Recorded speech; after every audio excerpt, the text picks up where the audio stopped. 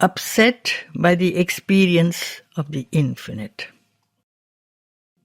Are there any signs which indicate that one is ready for the path, especially if one has no spiritual teacher? Yes. The most important indication is a perfect equality of soul in all circumstances. It is an absolutely indispensable basis.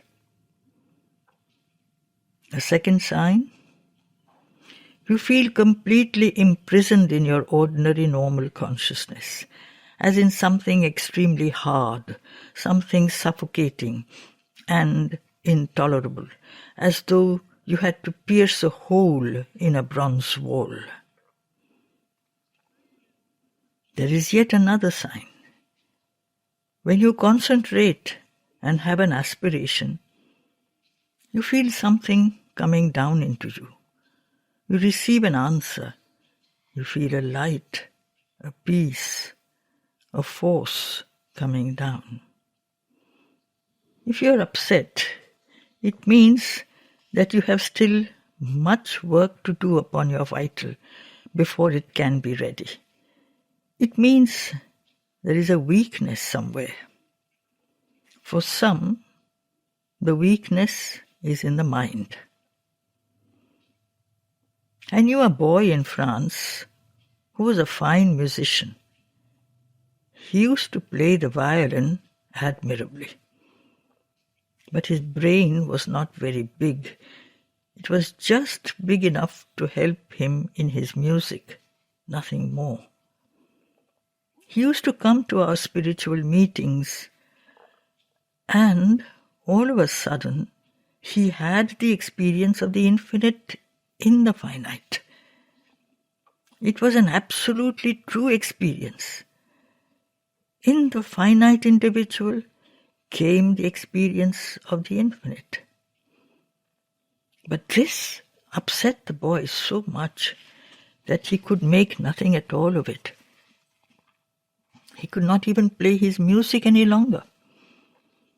The experience had to be stopped because it was too powerful for him. This is an instance where the mind was too weak. He had the experience, truly, not the idea. The idea of the infinite is generally something foreign to all men. One must have the experience before the idea, for most men think only with words. If you put two contradictory ideas together, they no longer understand, while the experience is quite possible. There are people, many, who are weak in their vital being.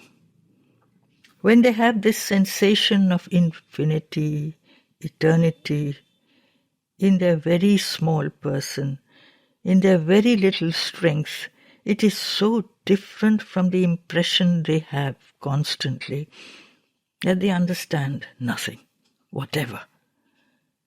Then they fall sick, or they begin to talk deliriously, or to shout and dance.